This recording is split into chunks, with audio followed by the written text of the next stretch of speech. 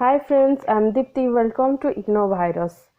Previous classes में हम लोग इवोल्यूशन ऑफ ह्यूमन काइंड यानी कि मानव जाति के विकास के बारे में डिस्कस किए थे।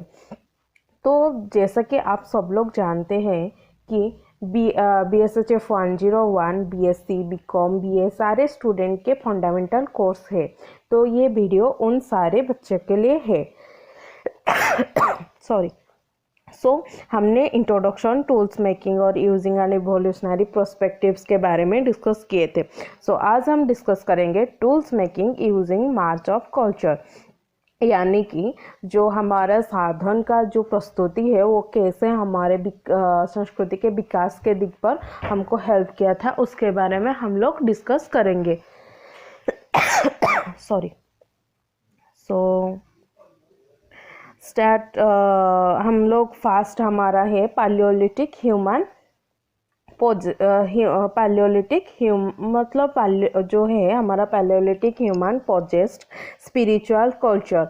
जो हमारा ओल्ड पैलियोलिथिक पीरियड यानी कि ओल्ड स्टोन एज के इंसान क्या क्या उनका लाइफस्टाइल कैसे था। तो उन्होंने spiritual culture, vividness of spirit, performed sacrifices, buried dead with considerable ceremony. Spiritual culture was enriched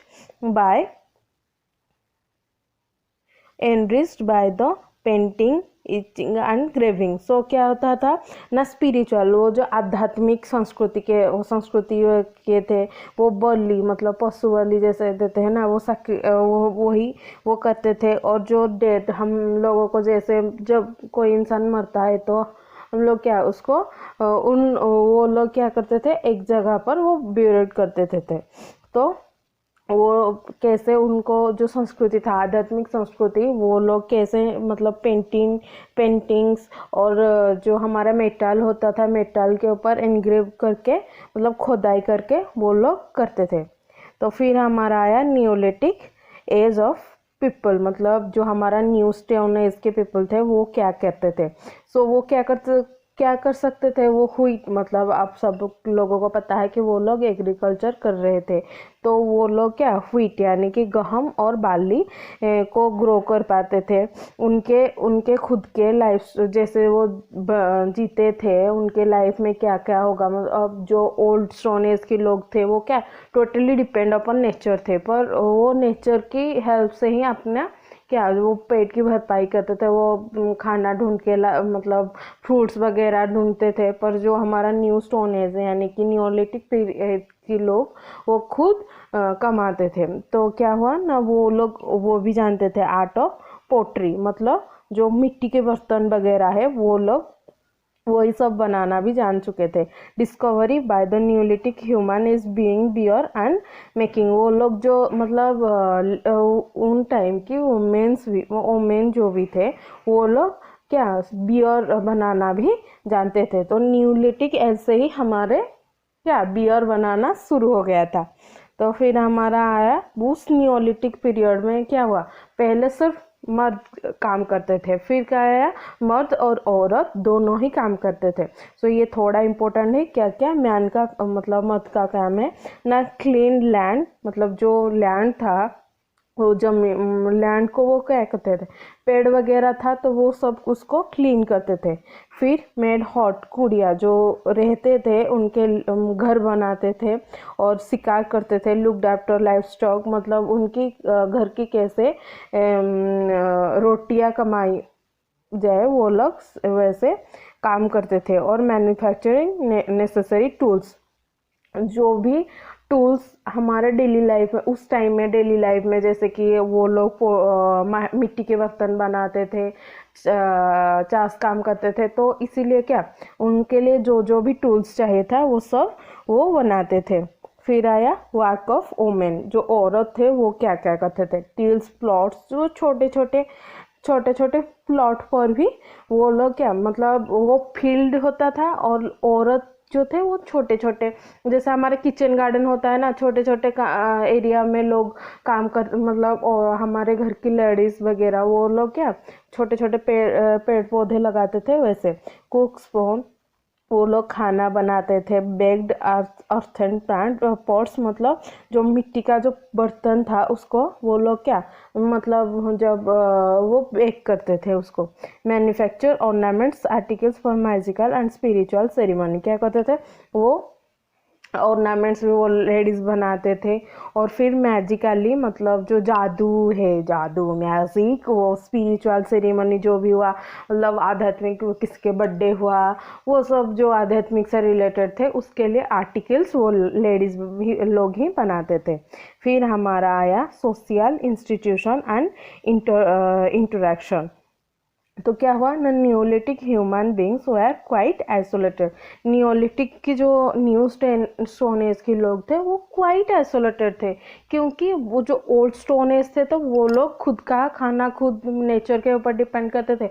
जहाँ से खाना ख़त्म हो गया फिर उसको एरिया को छोड़ के चले गए, फिर वो दूसरे एरिया में जाते थे और वहाँ से खाना वगैरह कलेक्ट करते थे। वो जिस एरिया में रहते थे उनका लेना देना सिर्फ उस एरिया तक था, वो उनके लाइफ में बाहर ज़िंदगी पर कोई असर नहीं पड़ता था। फिर आया आपका the villagers were self sufficient. क्या है ना, अभी जो उनको जो चाहिए था वो उन लोगों में से वो कलेक्ट कर लेते थे। जैसे कि उनको मिट्टी के बर्तन बनाना, जिन लोगों को मिट्टी के बर्तन बनाना था वो लोग क्या करते थे ना, जो जो लोग चावल उगाते थे, धान चावल, वो सब एक्सचेंज करवा देते थे मिट्टी के बर्तन के साथ। जो जिनको मिट्टी के बर्तन चाहिए थे वो चावल जो मतलब जो लोग फार्मिंग करते थे उनसे खाना वगैरह लाते थे और मिट्टी के बर्तन देते थे।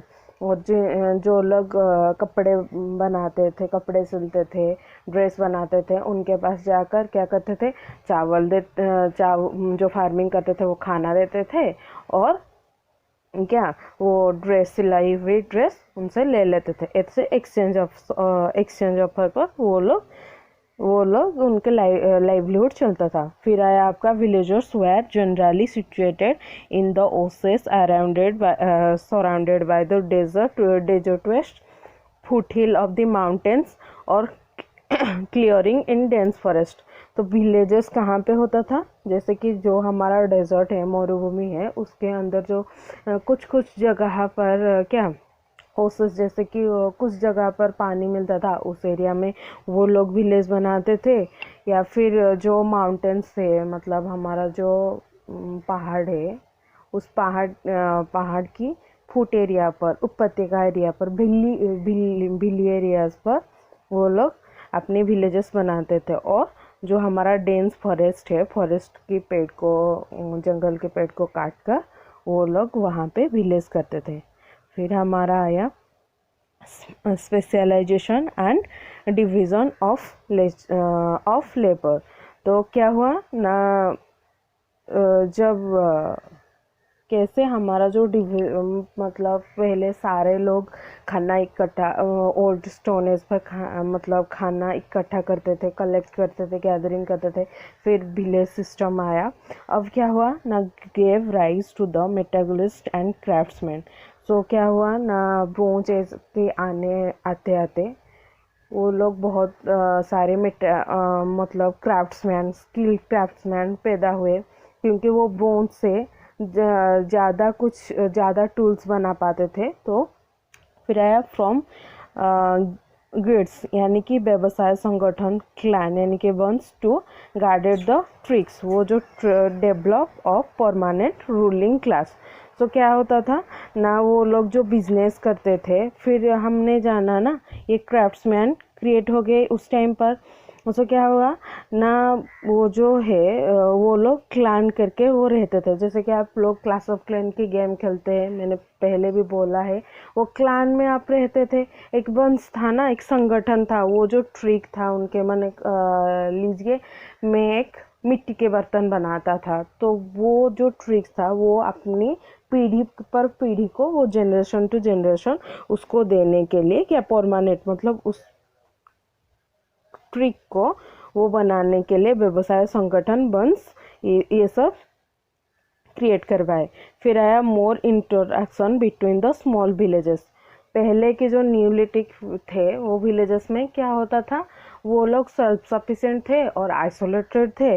पर इस बार अब जब ब्रोंज एज आ गया तो वो लोग स्मॉल विलेजेस के अंदर इंटरेक्शन होना शुरू हो गया। मतलब हम जैसे दूसरे एरिया में जाकर इंटरेक्शन करते थे। फिर आया changed the techniques of farming. Farming क्या हुआ ना, वो फार्मिंग में बहुत सारे चेंजेस आया। वो थोड़ा डेवलप हो रहा है ना, इसीलिए वो लोग क्या करते थे ना, फिर वो जैसे कि पानी की आ गया। फिर आप टूल्स मेकिंग में प्रीवियस क्लासेस में हमने जाना कि मतलब wheel, two wheeler, four wheeler की इनोवेशन हुई इस टाइम में, इसीलिए कोई प्रॉब्लम नहीं होती थी। तो फिर आया हमारा urban revolution. So an urban revolution took place, example Sumer and कद्दा। तो क्या हुआ ना, उस टाइम पर जो फेमस शहर वगैरह थी वो लोग, उसका नाम क्या है, सुमेर और अकदा। सो इसको याद कर लो, ये शायद एग्जाम में आ सकता है। फिर आपका आया town becomes the centre of activities. जो एक्टिविटीज़ हुआ जैसे कि मिट्टी के बर्तन बनाना, फार्मिंग, वो पोट जो पेड़ मतलब जो वुड की जैसे फोर व्हीलर्स जो भी बनाया गया, उसका सेंटर क्या था, टाउन था। फिर आया टेम्पल्स वर कंस्ट्रक्टेड। उस टाइम पर ही टेम्पल्स बनाया गया था। तो the ancient knowledge of architecture was called the सुलभ सूत्र। सुलभ सूत्र क्या था, ये थोड़ा इम्पोर्टेंट है, इसको याद करना है ना, सुलभ सूत्र।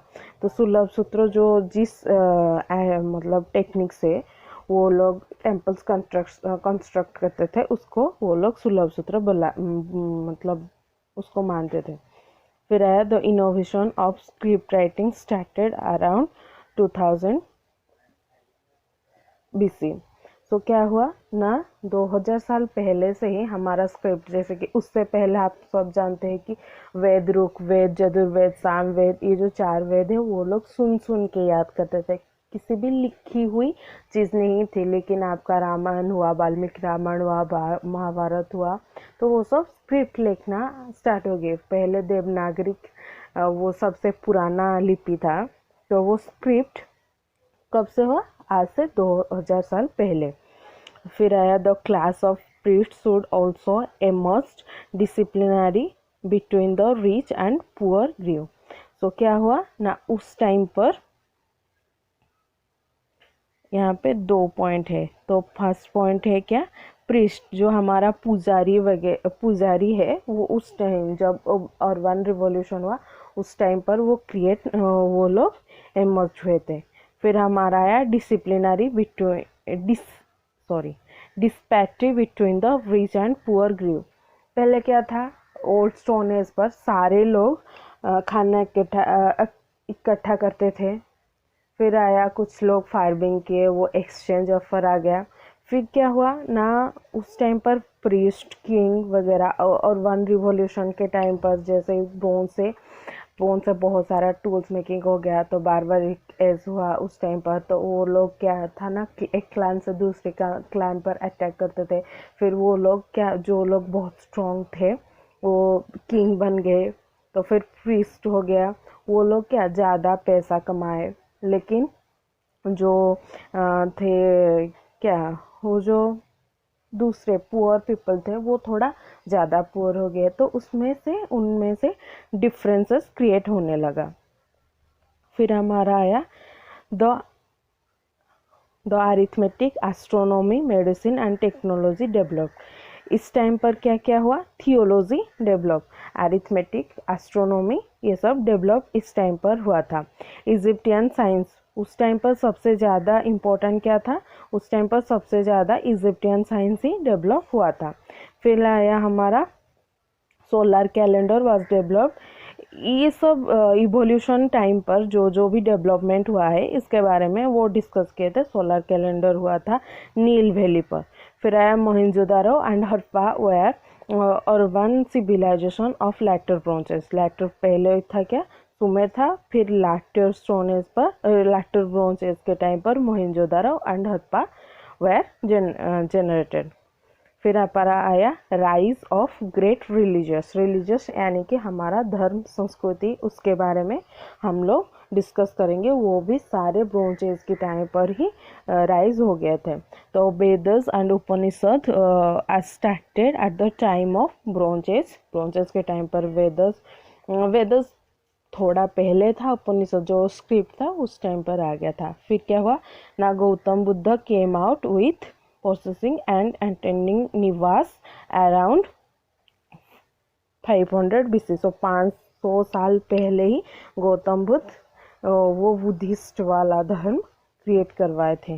फिर Laotse and Confucius preached Taoism and Confucianism in China में क्या वो लोग प्रचार करते थे टाओइज्म एंड कन्फ्यूजिज्म। ओके, फिर आया हमारा बाथ ऑफ ग्रेट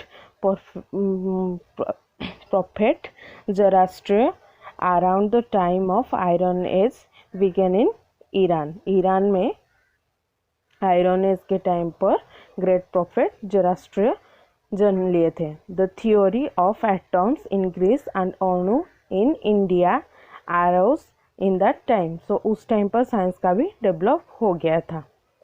सो इतना था हमारा आज का video. So thanks for watching my video. Please अगर आपको मेरी वीडियो अच्छी लगती है और कुछ आपको लगता है कि नहीं कुछ इन्फॉर्मेशन आपको मिल रहा है तो प्लीज़ चैनल को सब्सक्राइब कर दीजिए और ये पास वाला बेल आइकन को प्लीज़ दबा दीजिए ताकि मेरे हर एक वीडियो की नोटिफिकेशन आपके तक पहुंच जाएगा।